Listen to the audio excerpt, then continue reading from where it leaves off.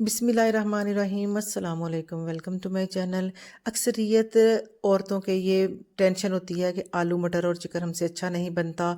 तो यकीन माने अगर आप इस रेसिपी को फॉलो करेंगे तो आपको भी बहुत ज़्यादा शाबाश मिलेगी और आपके घर वाले तारीफ़ भी करेंगे। तो चलिए शुरू करते हैं। तो रेसिपी को शुरू करने के लिए आप प्रेशर कुकर भी इस्तेमाल कर सकते हैं, लेकिन मैं इसको कढ़ाई में बनाऊँगी, आप पतीली में बना सकते हैं। हाफ़ कप लिया है मैंने कुकिंग ऑयल का, सरसों का है, आप जौन सा भी घर में इस्तेमाल करते हैं। जैसे ही ऑयल गर्म हो जाए इसके अंदर 3 मीडियम साइज़ के प्याज थे, 2 टमाटर मीडियम साइज़ के, 10 से 15 जव्वे थे लहसुन के और 1 इंच का टुकड़ा अदरक का। सब चीज़ों को मोटा-मोटा मैंने ना काट लिया है और तेज़ आंच के ऊपर 4 से 5 मिनट हमने इसको अच्छे से सोते बस करना है। इस तरह इस रेसिपी को आप इस तरह बनाएँगे, इसकी ग्रेवी इस तरह बनाएँगे तो फिर आप मीन के खुद बताएँगे कमेंट सेक्शन में कि आपकी रेसिपी कितनी अच्छी बनी है। यकीन माने इस रेसिपी को आप ज़रूर फ़ॉलो कीजिएगा। तो इन तमाम चीज़ों को हमने निकाल लेना है और इसको चॉपर में या आप जग में अच्छे से इसका पेस्ट हमने बना लेना है और सब्ज़ मिर्चें आपने कच्ची ही ऐड करनी है, वो इसके अंदर मैंने ना फ्राई नहीं की। तो घी वही रहेगा और 3-4 लौंग है, 2 तेज़ पत्ते हैं, 1 मोटी इलायची है, थोड़ी-सी दालचीनी, 1 उसका बादियान का फूल है और एक 1 टीस्पून इसके अंदर सफ़ेद ज़ीरा है। इन सब मसालों को सिर्फ 30 या 40 सेकंड के लिए, यानी कि 30-40 सेकंड के लिए ही हमने कड़कड़ाना है। मसाले जैसे ही अच्छे से इनमें फ्लेवर आ गया ऑयल में, तो मैंने 700 ग्राम चिकन लिया है। अच्छे से धो के चिकन को हमने मीडियम टू हाई फ्लेम के ऊपर अच्छे से इसको भूनना है। पहले ये कलर इसका चेंज होगा और कलर चेंज करने के बाद भी हमने इसको 3 से 4 minute medium to low flame के ऊपर भूनना है, ताकि इसमें प्यारा सा थोड़ा सा गोल्डन कलर सा आ जाए। चिकन में से अच्छी सी जो स्मेल होती है ना, बदबू वगैरह, वो दूर हो जाए। देखें अच्छा सा कलर चिकन का चेंज हो गया है और जो मसाले हमने टमाटर मिर्चें लहसुन अदरक पे वो पीस ली हैं वो भी इसके अंदर ऐड कर देंगे। हाफ़ टेबल स्पून लाल मिर्च का है और 1 एंड हाफ़ टेबल स्पून नमक का है, हाफ़ टी स्पून हल्दी का है। तो नमक और मिर्चें आप अपनी पसंद के मुताबिक ऐड कीजिएगा और धनिया पाउडर है हाफ़ टेबल स्पून। इन तमाम मसालों को मिलाने के बाद अच्छे से हमने 2 से 3 मिनट इसकी भुनाई करनी है। अगर आप चाहें, अगर मसाले जलने लगे तो हल्का सा पानी का छींटा भी लगा सकते हैं। तो आप इसको अच्छे से इसको 2 से 3 मिनट आपने अच्छा सा इसको भूनना है।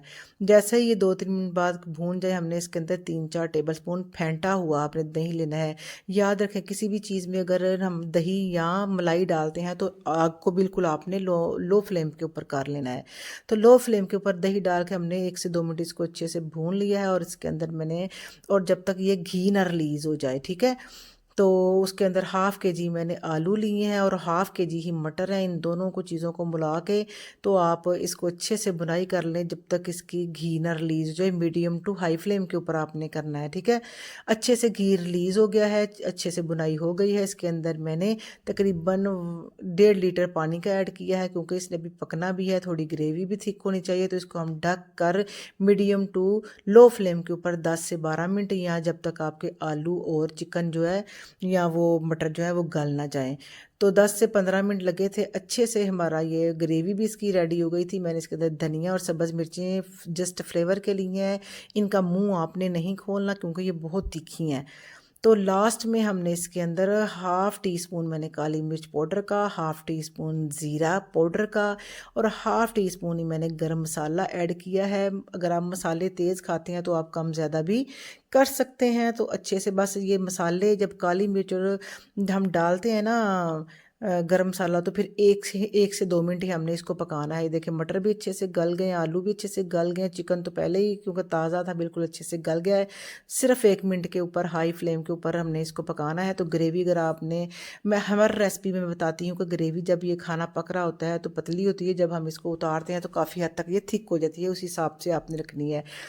तो इंशाल्लाह उम्मीद करती हूँ कैसी लगी आपको रेसिपी अच्छी लगे तो आपने ज़रूर वीडियो को भी लाइक ज़रूर किया करें। आप लाइक नहीं करते तो आपने अगर यूट्यूब का मेरा चैनल अभी तक सब्सक्राइब नहीं किया तो यूट्यूब का चैनल सब्सक्राइब करें। लाइक कमेंट शेयर ज़्यादा से ज़्यादा मेरी रेसिपीज़ को किया करें, ताकि ज़्यादा से ज़्यादा लोग इससे फ़ायदा हासिल कर सकें। और आप डिमांड भी कर सकते हैं कि मैं कौन सी आपके लिए रेसिपी बनाऊँ, तो इंशाल्लाह मैं आपके लिए वो रेसिपी ज़रूर कमेंट सेक्शन में आपने बताना है, बनाऊँगी।